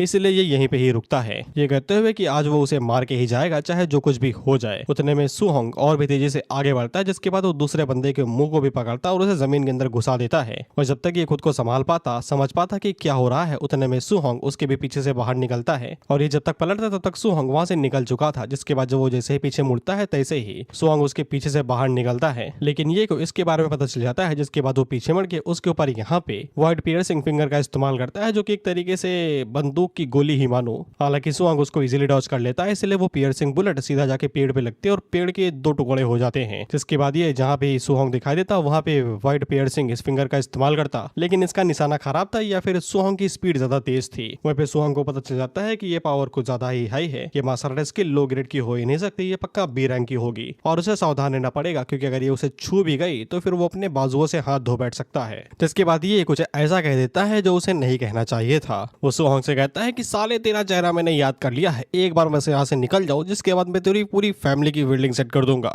एक तो भाई के पास पहले से ही फैमिली नहीं है, बच्चे कुछ लोग हैं, तो ये उनकी भी बिल्डिंग सेट करवाना चाहता है। और फैमिली का नाम सुनते ही सुहोंग का खून उबल जाता है, जिसके बाद वो तेजी से ये की तरफ आगे बढ़ने लगता है। वहीं पे ये अपना गुणगान गाए जा रहा था कि इसका अंकल यहाँ पे वॉरियर बेस का सुपरवाइजर है, इसका बाप। पीछे से यहाँ पे सुहोंग बाहर निकलता है और बोलता है हाँ मुझे पता है तेरा बाप दल्ला है। जिसके बाद वो ये की मुंह की सर्विस करते हुए कहता है कि पिछली बार तो हल्के से मारा था, लेकिन इस बार और भी जोर से मारूंगा। जिसके बाद वो उसके मुंह की सर्विस करता और एक बार में ही ये आधा जंगल तोड़ते हुए सीधा यहाँ पे दरिये में आ गिरता है, जहाँ पे वो काला पाइथन भी है। वहीं पे सुहोंग उससे कहता है कि तुम्हें मुझे फैमिली की धमकी नहीं देनी चाहिए थी, डराना ही था तो किसी और चीज से डरा लेते। वहीं पे ये आगे से यही बोल रहा था कि तुम इतने ज्यादा स्ट्रॉन्ग कैसे हो सकते हो, इम्पॉसिबल वगैरह वगैरह। उतने में ही यहाँ पे ब्लैक पाइथन आता है, जो कि सबसे पहले यहाँ पे ये की बिल्डिंग सेट करता है, उसकी चटनी बना के अपनी पूंछ के साथ में। जिसके बाद वो यहाँ पे सुहोंग की तरफ आगे बढ़ने लगता है, ये कहते हुए कि भाई मैं तेरे बारे में तो भूल ही गया था। सुहोंग का भी ये कहना था कि इसके बारे में तो भूल ही गया था, ये तो साला पूरी तरीके से स्ट्रॉन्ग भी हो गया, अपनी हेल्थ को जो रिकवर कर लिया है। खैर इसके बाद हम लोग ये के टीममेट्स को देखते हैं और ये मरे नहीं। कैसे भाई, किस मिट्टी के बने हैं ये? मैंने आगे के चैप्टर्स पढ़े नहीं है ना, एक्सप्लेन करते हुए पढ़ रहा हूँ, तो आगे जो होगा मुझे भी नहीं पता। और इतनी जोर से मारने के बाद तो भाई मर ही जाना था, पता नहीं कैसे जिंदा है ये। खैर लोग अपने मास्टर को ढूंढ रहे थे कि कहा गया भाई वो। उसने यहाँ पे उस बच्चे के अकेले बिल्डिंग सेट कर दी क्या? उतने में यहाँ पे सुहोंग इनके सामने से आता है और ये सभी दोबारा फाइट करने के लिए रेडी थे। तो सुहोंग उन लोगों से कहता है कि भागो इससे पहले कि वो रेडी हो जाए, क्योंकि उसके पीछे यहाँ पे ब्लैक पाइथन आ रहा था, जिसको देख के इन लोगों की फटती है। ब्लैक पाइथन इस समय किसी चलती फिरती किलिंग मशीन से नहीं था, एक तो गुस्सा सवार है और ऊपर से एड्रेनलिन रश पूछो नहीं। उसके सामने जो भी आता वो उसे सीधा कच्चा चबा जाता, जो बचता उसके ऊपर पूंछ मार देता। और लेकिन नोटिस करने वाली बात ये थी कि सुहोंग को यहाँ पे इनडायरेक्टली ही मारने से ही से उसको यहाँ पे मार्शल आर्ट वैल्यू पॉइंट मिल रहे थे, जिसपे तो सुहोंग भी हैरान था कि ऐसा करने से भी मार्शल आर्ट वैल्यू पॉइंट मिलते हैं क्या भाई? डायरेक्टली नहीं मारा लेकिन इनडायरेक्टली तो मारा, इसीलिए उसे पॉइंट मिल रहे हैं। वहीं पे सुहोंग की जितनी वैल्यू थी वो कंप्लीट हो चुकी थी, अब वो ब्रेक थ्रू के लिए पूरी तरीके से रेडी था। अब उसको बस यहाँ पे एक अच्छी से जगह ढूंढनी थी जहाँ पे वो बैठ के ब्रेक थ्रू कर सके। लेकिन सांप लाला उसका पीछा छोड़े तब ना, वो तो उसके ऊपर कुंडली मार के बैठ चुके हैं कि पीछा नहीं छोड़ेंगे। उतने में सुहोंग की नजर एक केव के ऊपर पड़ती है, जिसके अंदर वो घुस के यहाँ पे ब्रेक थ्रू कर सकता है, तो वो भागते हुए उस केव के अंदर चला जाता है। केव का मुंह छोटा था, लेकिन इसके बावजूद जबरदस्ती से वो घुसा ही जा रहा था और ऊपर से वो केव भी बड़ी नहीं थी, बस एक कटोरे बराबर ही थी, इसलिए सांप जोर लगाते हुए धीरे धीरे करके अंदर घुस रहा था। उतने में सुहोंग जल्दी से यहाँ पे सिस्टम पैनल खोलता है और जल्दी से यहाँ पे सभी वैल्यू पॉइंट्स को एनर्जी के अंदर पॉइंट करता है। अब ब्लड एनर्जी से इसको वाइटलिटी शिफ्ट कर दिया गया है, ट्रांसलेटर जो चेंज हो गया। सुहोंग जल्दी से वाइटलिटी के अंदर सारे पॉइंट्स को ऐड कर देता है, जिससे वाइटलिटी 100 तक पहुंच जाती है। जिसके बाद वो यहाँ पे ब्रेक थ्रू करके फर्स्ट टायर का मार्शल आर्ट आर्टिस्ट बन जाता है, जिसको देख के तो सांप लाला भी हैरान हो गया था, क्योंकि उसे पता था कि अब शिकार शिकारी बन चुका है, इसलिए वो तुरंत पीछे की तरफ भागने लगता है। अब अंदर आने में कठिनाई हो रही थी तो फिर बाहर जाने में भी होगी, क्योंकि सिर था बड़ा और छेद था छोटा, अब ये कैसे बाहर जाए। हालांकि सांप बाबू की मदद यहाँ पे सुहोंग ही करता है, मुंह पे जबरदस्त घूसा मार के जैसे वो गुफा का छेद बड़ा करते हुए सीधा यहाँ पे सांप को ऊपर हवा में ही ले जाता है। बेचारा सांप संभल पाता उससे पहले यहाँ पे सुहोंग उसके ऊपर वज्रा फिस्ट का इस्तेमाल करता है। ये वही फिस्ट है जो कि यहाँ पे थंडरस फिस्ट बोला जा रहा था, वज्रा का मतलब ही थंडर होता है। हालांकि पाइथन जल्दी से अपनी पूंछ का इस्तेमाल करते हुए सुहोंग के ऊपर काउंटर अटैक करता है, तो सुहोंग को यहाँ पे वज्रा फिस्ट का इस्तेमाल उसकी पूंछ के ऊपर करना पड़ता है, जिससे सुहांग भी घायल हो गया था। इसके बाद सुहांग स्पीयर टेक्निक का इस्तेमाल करते हुए उसकी पीठ के अंदर स्पीयर को घुसा देता और उसे सीधा इस बार जमीन से ही गाड़ देता है, जिससे वो भाग न सके। जिसके बाद वो दोबारा वज्रा फिस्ट का इस्तेमाल करते हुए पाइथन के मुंह के ऊपर एक जोरदार पंच मारता, जिससे पाइथन हवा में उछल जाता है। जिसके बाद उसने सक्सेसफुली ब्लैक पाइथन को हरा दिया था। तो फिर उसे यहाँ पे 92 पॉइंट मिलते हैं। जिसके बाद वो चीज आती है जिसके बारे में मैं शुरुआत से ही सोच रहा था कि अगर यहाँ पे रिवॉर्ड चाहिए तो फिर तुम्हें यहाँ पे कान काटने पड़ते हैं, लेकिन सांप के तो कान ही नहीं होते। तो ये काटे क्या, ये नहीं बताया जाता क्या काटा जाता है। लेकिन इसके बावजूद यहाँ पे सुहांग दोबारा यहाँ पे ये के पास में आता है, जिसकी खातिरदारी ऑथर ने कुछ ज्यादा ही अच्छे से की। I am feel satisfied to see this. हालांकि सुहांग भी कहता है कि इस तरीके से तुम्हें देख के तो अच्छा नहीं लग रहा मुझे भी। फिर इसके बाद सुहांग उसकी बॉडी को चेक करने लगता है, शायद से उसे कोई टेक्निक वक्निक मिल जाए जो कि ये इस्तेमाल कर रहा था। जिसके बाद किस्मत से सुहांग को यहाँ पे टेक्निक भी मिल जाती है जो वाइड ब्रेकिंग फिंगर थी। जिसके बाद सुहांग उसी गुफा के अंदर घुस जाता है जहाँ पे वो पहले घुसा था, जिसके अंदर बैठ के वो यहाँ पे वाइड ब्रेकिंग फिंगर का इस्तेमाल कर रहा था कि उसको कैसे सीखा जाए। जिसके बाद जब वो उसे अच्छे से याद कर लेता है तब वो यहाँ पे ट्यूटोरियल को ओपन करता है जहाँ पे उसका क्लोन उसके फाइट करने के लिए आता है। जिसके बाद सुहांग अपने क्लोन के साथ में प्रैक्टिस करता है वाइड ब्रेकिंग फिंगर को, जहाँ पे वो धीरे धीरे करके उसे सीख लेता है। उसने बेसिक फॉर्म को सीख लिया था, अब हायर ग्रेड को सीखना बाकी था। लेकिन तभी वो क्लोन उसके माथे के ऊपर वाइड फिंगर मार के उसकी फील्डिंग सेट कर देता है। तो सुहांग रियलिटी में वापस आ जाता है, लेकिन उसने यहाँ पे बेसिक रियलम को सीख लिया था जो काफी था यहाँ पे वाइड फिंगर को यूज करने के लिए। जिसके बाद अगला सीन 3 दिनों के बाद का होता है जहाँ पे सुहांग की मुलाकात दोबारा रेजिंग बियर से होती है। लेकिन इस बार सुहांग उसको बिना छुए उसकी फील्डिंग सेट कर देता है, क्योंकि वो यहाँ पे वाइड ब्रेकिंग फिंगर का यूज कर रहा था। वह भी इतना ज्यादा प्रैक्टिस करने की वजह से अब वो यहाँ पे वाइड ब्रेकिंग फिंगर के मास्टर लेवल पे आ गया था। उसने इसे परफेक्ट कर लिया था। जिसके बाद वो मार्शल आर्टिस्ट बेस वापस आ जाता है, जिसको वॉरियर बेस बोला जा रहा था, जहाँ पे सभी लोग अपनी बॉन्टीज यानी कि कानों को लेके आए थे और उसे एक्सचेंज करा थे मनी के बदले में। जिसके बाद सुहांग वहां पे एंट्री मारता है जो कि बोरा भर के बोन्टी लेके आया था।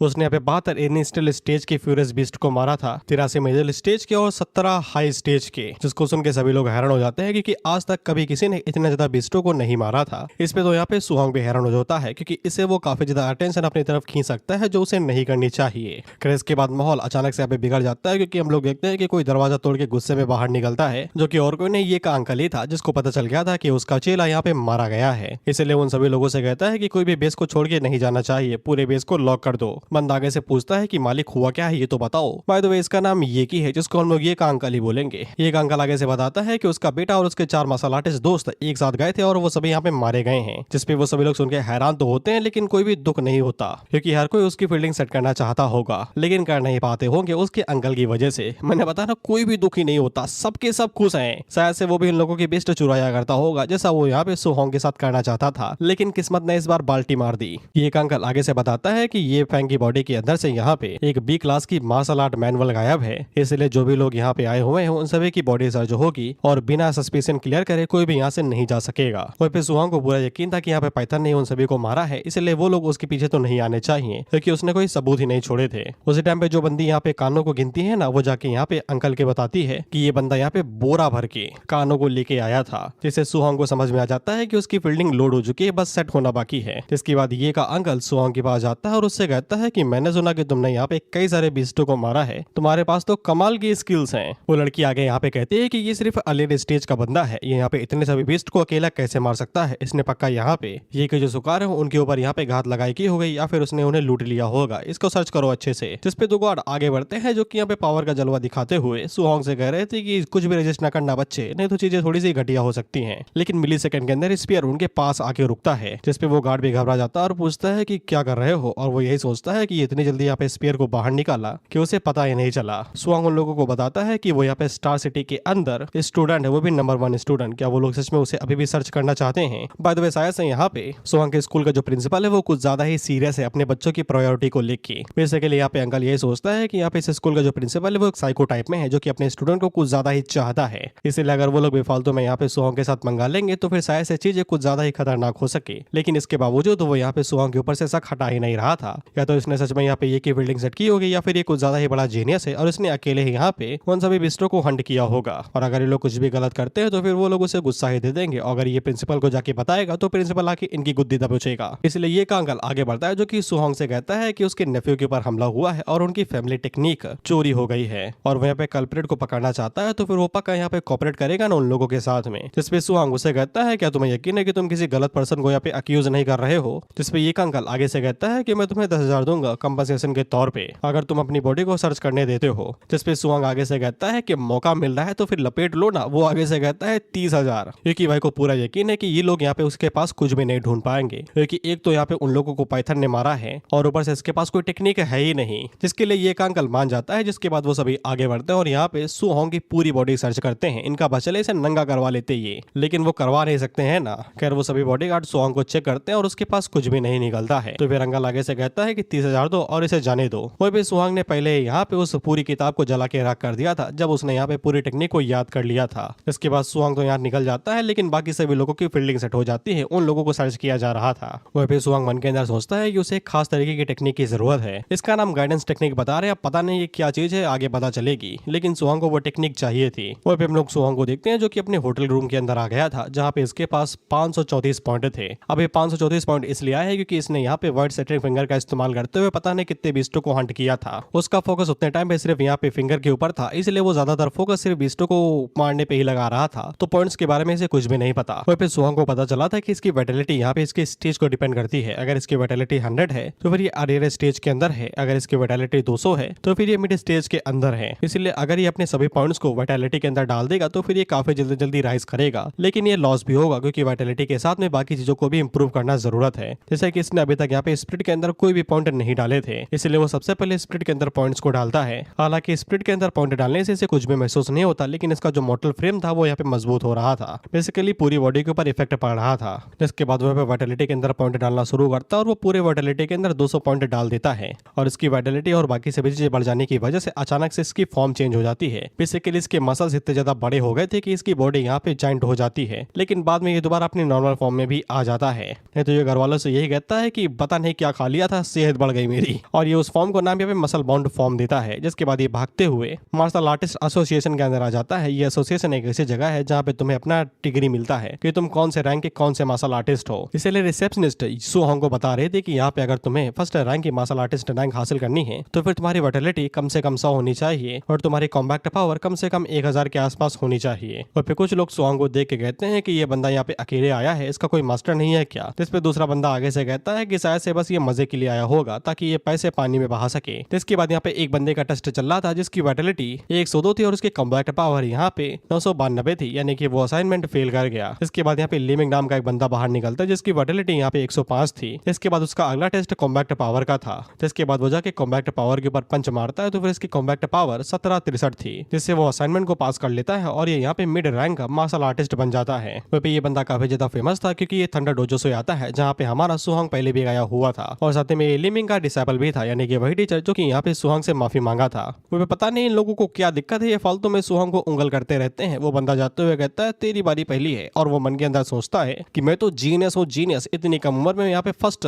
मार्शल आर्टिस्ट बन गया हूँ। हालांकि ये जब बाहर निकलता है उतने में ही यहाँ पे इसे पता चलता है कि वाइटलिटी टेस्ट पूरी तरीके से टूट के बिखर गया है और सुहोंग की वाइटलिटी जितनी टेस्ट हो पाई थी वो यहाँ पे 123 थी। जिसपे इसकी फटती है कि ये कैसे हो सकता है और मन के अंदर सोचता है कोई बात नहीं, चिल, वाइटलिटी का मतलब कुछ भी नहीं होता है, कॉम्बैक्ट पावर मायने रखती है। जिसके बाद सुहोंग की कॉम्बैक्ट पावर टेस्ट की जाती है। वहीं पे सुहोंग यहाँ पे अपनी 40% पावर यूज करता है क्योंकि उसे पता है कि अगर उसने 100% यूज की तो ये जगह ही नहीं बचेगी, इसलिए वो 40% इस्तेमाल करता है और जब पंच मारता है तो 40% ही काफी था। मशीन उड़ के दूर जाके गिरती है और छेद हो जाता है दीवार में, जिससे उन सभी लोगों की फटी। और ये बंदा अपने मन के अंदर सोचता है कि इसने पक्का किसी तरीके की मार्शल आर्ट इस्तेमाल की है, ऐसा हो ही नहीं सकता कि इसकी रॉ स्ट्रेंथ इतनी ज्यादा हो। मशीन जितना डिटेक्ट कर पाई थी वो उतना बता देती है, जो कि 3004 के आसपास था। फिर इसके बाद हम लोग डोजो की टीचर को देखते हैं और उनका चिल आगे से बताता है टीचर देखिए दानव दोबारा आ गया, जो कि हमें डोजो के अंदर मिला था। हालांकि टीचर को कोई भी हैरानी नहीं होती, यहाँ पे सुहोंग की स्ट्रेंथ को देख के उन्हें पहले से ही पता था कि ये कांड होता ही होगा। जिसके बाद हमारी मुलाकात एसोसिएशन की प्रेसिडेंट लिन जियानसन की जाती है, जो कि यहाँ पे किसी दूसरी सिटी के असाइनमेंट को देख रहे थे, जहाँ पे उन लोगों ने एक और जीनियस को हायर कर लिया था और ये लोग इतने समय मक्खी मार रहे हैं। इनके पास कोई भी जीनियस नहीं आता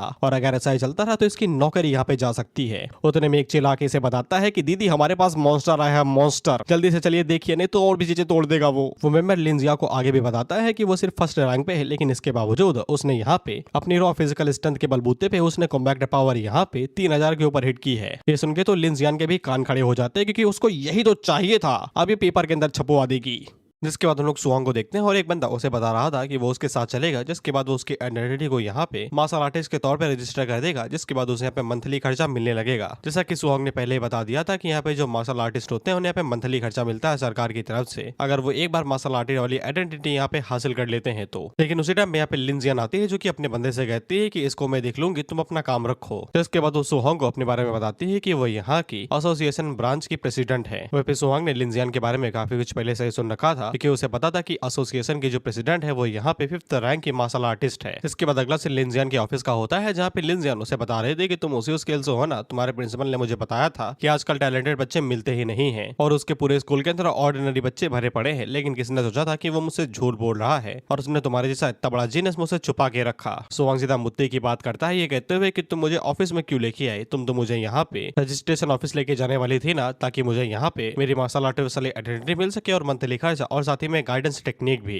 जिसपे लिन जियान आगे से कहती है कि वो सब मेरे चेले ढूंढ लेंगे, मैं तो यहाँ पे तुम्हें खास गाइडेंस टेक्निक देने के लिए लाई हूँ। जिसके बाद वो सुहांग से पूछते हैं कि वो गाइडेंस टेक्निक के बारे में कितना जानता है। जिसपे सुहांग हम लोगों को भी गाइडेंस टेक्निक के बारे में बताता है। गाइडेंस टेक्निक का मतलब स्पिरिचुअल एनर्जी, जो कि यहाँ पे हेवन एंड अर्थ के द्वारा फैलाई जाती है और उनको एट्रीब्यूट्स के अंदर डिवाइड किया जाता है। बेसिकली दुनिया ने इन लोगों को स्पिरिचुअल एनर्जी दी है, जो कि एट्रीब्यूट्स के अंदर डिवाइडेड है, और जो गाइडेंस टेक्निक होती है वो एक तरीके से जरिया है जिससे वो लोग उस स्पिरिचुअल एनर्जी को एब्जॉर्ब कर सकते हैं खुद की स्ट्रेंथ बढ़ाने के लिए। स्पिरिचुअल एनर्जी यहाँ पे अलग अलग एट्रीब्यूट्स के अंदर डिफरेंट होती है, जिसके हिसाब से गाइडेंस टेक्निक्स यहाँ पे बेहतर रहती है, यानी कि अलग टेक्निक अलग एट्रीब्यूट के लिए। लेकिन लिन जियान सुहांग को बताती है कि टेक्स्ट बुक ने जितना बताया है वो सब कुछ एकदम नॉर्मल है, लेकिन गाइडेंस टेक्निक का इस्तेमाल सिर्फ कल्टीवेशन मेथड के लिए नहीं किया जाता है। वो खुद का एग्जांपल देके बताती है कि उसके पास हेवनली फ्लेम गाइडेंस टेक्निक है, जिसकी मदद से वो यहाँ पे फायर एट्रीब्यूट को एब्जॉर्ब कर सकती है। हालांकि जो एब्जॉर्ब करने के बाद में वो उसकी स्ट्रेंथ को तो बढ़ाता ही है, लेकिन अगर वो यहाँ पे उस फायर एट्रीब्यूट को अपनी स्किल यानी अटैक के साथ में मिला दे तो फिर ये काफी ज्यादा लीथल अटैक बन जाता है, जिसकी मदद से वो एट्रीब्यूट को यहाँ पे बाहर की तरफ भी एक अटैक के रूप में इस्तेमाल कर सकता है, जिससे उसकी यहाँ पे जो अटैक रेंज है वो भी बढ़ जाएगी। और सुहांग भी इस बात से काफी ज्यादा एक्साइटेड हुआ था, क्योंकि वो सिर्फ यहाँ पे मुट्ठीबाजी करता है, वो वाली नहीं दूसरी वाली, गंदे हो तुम। इसलिए वो अपने हाथों पे एलिमेंट को थोड़ी ना लगा पाएगा, सीधा वो हाथों का इस्तेमाल करेगा। लेकिन अगर वो इस तरीके से यहाँ पे अपने हाथों के ऊपर एट्रीब्यूट का तड़का मार दे तो फिर उसका अटैक और भी ज्यादा स्ट्रॉन्ग हो जाएगा। सुहांग भी कहता है कि उसने कभी सोचा भी नहीं था कि गाइडेंस टेक्निक का इस्तेमाल अटैक के लिए भी हो सकता है। उसे ये लगा था कि वो सिर्फ इसका इस्तेमाल यहाँ पे टेक्निक को एब्जॉर्ब करने के लिए ही करेगा, क्योंकि टेक्स्ट बुक ने कभी उसे बताया ही नहीं। वो तो तब पता चलेगा ना जब वाले खुद से ट्राई करोगे, टेक्स्ट बुक कभी कुछ बता ही पाती है। लिन जियान सुहांग को बताती है कि स्पिरिचुअल टेक्निक यहाँ पे 7 एट्रीब्यूट्स के अंदर डिवाइडेड होती है, metal, wood, water, fire, earth, thunder and the wind. हर एक एट्रीब्यूट अपने ही पावर के साथ और कंसर्न्स के साथ में आता है, यानी कि वीकनेस एंड पावर। लेकिन अगर वो लोग यहाँ पे खास तौर पे अटैक पावर के बारे में बात करें तो फिर यहाँ पे थंडर फर्स्ट आता है, मेटल सेकंड आता है और इसके बाद फायर थर्ड पे आता है। लेकिन कौन सी गाइडेंस टेक्निक उसके लिए बढ़िया रहेगी ये उसकी कैपेबिलिटी के ऊपर डिपेंड करता है, यानी कि उसके पास कौन सा एट्रीब्यूट है। इस पे सुहांग आगे से पूछता है कि टेक्स्ट बुक में तो लिखा हुआ था कि तुम किसी भी टाइप की गाइडेंस टेक्निक का इस्तेमाल कर सकते हो, जो भी तुम्हारा मन चाहे। लिन जियान उसे बताती है कि ये बात भी ठीक है। जिसके बाद वो उसे यहाँ पे एक क्रिस्टल बॉल देती है, जो कि उसके कंपैटिबिलिटी यानी कि कौन सा उसके पास एट्रीब्यूट है और वो कितना ज्यादा उसके साथ यहाँ पे कंपैटिबल है, ये बात ये क्रिस्टल बॉल बताएगा। ऑर्डिनरी मार्शल आर्टिस्ट का यहाँ पे जो कंपैटिबिलिटी रेट होता है वो 20 या फिर 30 होता है, और जहाँ पे जीनियस रहते हैं उनका 80 होता है। जैसे कि लिन जियान उसका यहाँ पे 80 है फायर एट्रीब्यूट के साथ में, और उसको लगता है कि यहाँ पे सुहांग का शायद से 90 होगा। और वो सुहांग से कहती है कि तुम सबसे पहले यहाँ पे फायर एट्रीब्यूट को ही चेक करना। सुहांग उस क्रिस्टल बॉल को अपने हाथों में ले लेता है, और वो भी इसी बारे में सोच रहा था कि जब यहाँ पे 5 रैंक का मार्शल आर्टिस्ट ही सिर्फ 80% पे अटका हुआ है, तो फिर वो यहाँ पे अगर 90 चला गया ये काफी ज्यादा बड़ी बात होगी। लेकिन जब वो यहाँ पे अपनी कंपैटिबिलिटी को चेक करता है तो फिर उसकी कंपैटिबिलिटी पूरी 100 थी, यानी कि 100 थी।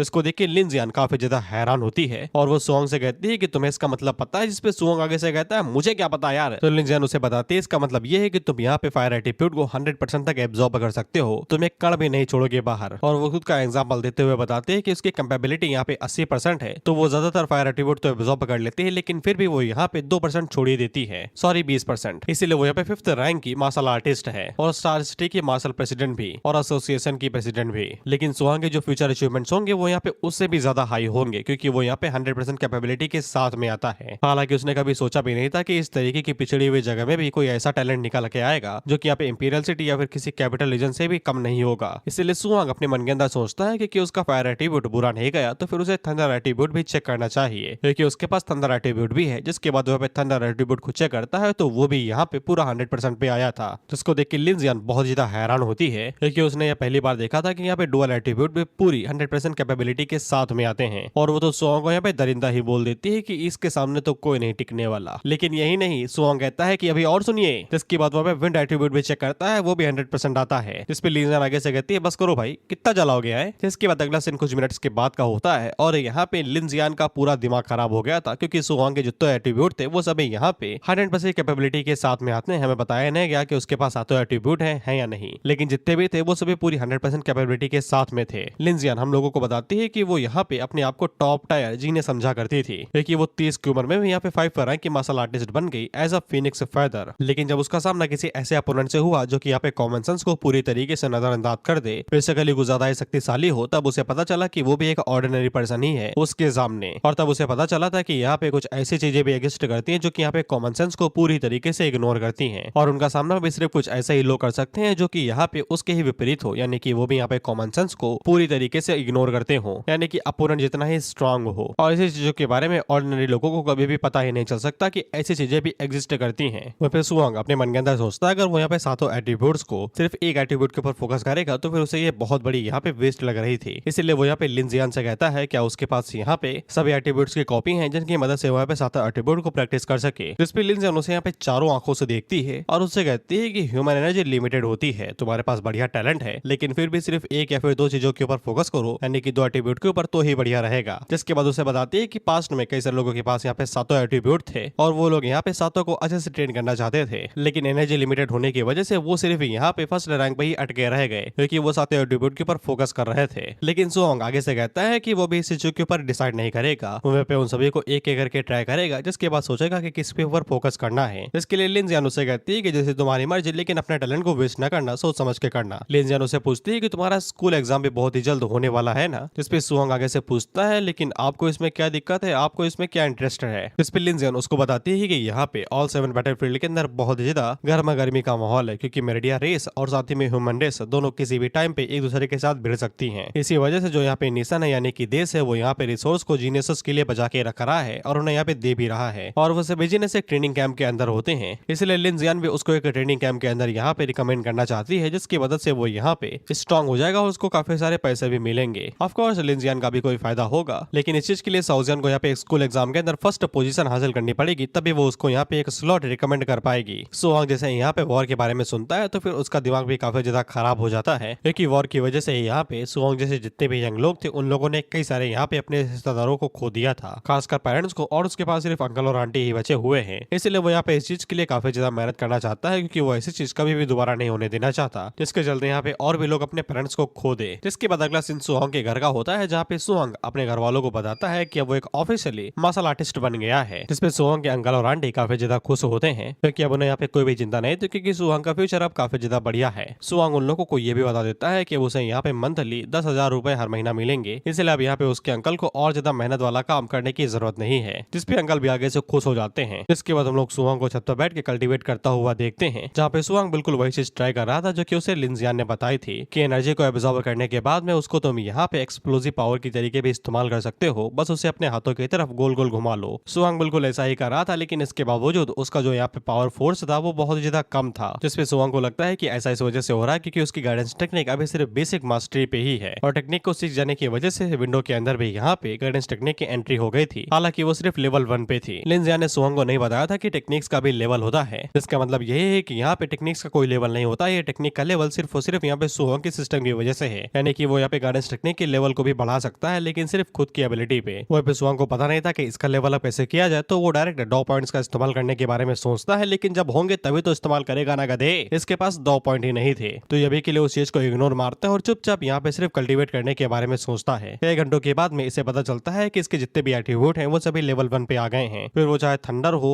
अर्थ हो, फायर हो, वाटर हो या फिर विंड हो, सभी एट्रीब्यूट इसकी बॉडी के अंदर आ गए और वो सभी बेसिक लेवल पे हैं, क्योंकि इसके पास ऑटो गाइडेंस टेक्निक थी। हालांकि कुछ ही देर के अंदर इसको यहाँ पे समझ में आ जाता है लिंजियान ने जो बात बोली थी कि अगर वो एक टाइम पे सभी एट्रीब्यूट्स को प्रैक्टिस करने की कोशिश करेगा तो फिर एनर्जी बहुत ज्यादा कंज्यूम होगी, जिससे वो यहाँ पे सदियों के लिए फर्स्ट रैंक पे अटका रह सकता है, क्योंकि जितने भी एट्रीब्यूट्स है वो एक दूसरे के ऊपर यहाँ पे रिएक्शन मार रहे हैं। सभी एट्रीब्यूट उसकी बॉडी के अंदर भले ही हैं, लेकिन वो सिर्फ एक टाइम पे एक ही एट्रीब्यूट का यहाँ पे इस्तेमाल कर सकता है। अगर वो गलती से भी यहाँ पे सेकंड एट्रीब्यूट के ऊपर फोकस करेगा फिर फोर्सफुली उसे यूज करेगा तो वो दोनों जबरदस्ती से एक दूसरे के ऊपर यहाँ पे रिएक्शन मारेंगे, जिसके बाद वो अचानक से गायब हो जाएंगे। जैसे कि तुम पानी और सोडियम का आपस मिला तो धड़ाम से धमाका होगा और तुम्हारी धज्जियां उड़ जाएंगी। हालांकि सुहांग जबरदस्ती यहाँ पे थंडर और फायर एट्रीब्यूट्स को आपस में मिलाने की कोशिश कर रहा था, लेकिन वो दोनों की सिमिलर प्रॉपर्टीज है तो वो मिल नहीं रहे थे। इसलिए उनको फ्यूज करना काफी ज्यादा टफ था। लेकिन सुहांग फोकस करता रहता और इसी तरीके से वो यहाँ पे पूरा एक दिन निकाल देता है और सुबह तक वो यहाँ पे सक्सेसफुली उन्हें आपस में फ्यूज करने में कामयाब हो जाता है। अब उसको बाहर जाके यहाँ पे इस फ्यूज हुई पावर की कॉम्पैक्ट पावर टेस्ट करनी थी कि ये कितना ज्यादा शक्तिशाली हुआ है। और इसी के साथ ये वीडियो भी यहीं पर ही खत्म होता है। नेक्स्ट एपिसोड में हम देखेंगे कि आगे क्या होता है। जब तक चैप्टर आएंगे तब तक अभी के लिए कोई दूसरी मानवा ढूंढेंगे हम। Bye bye.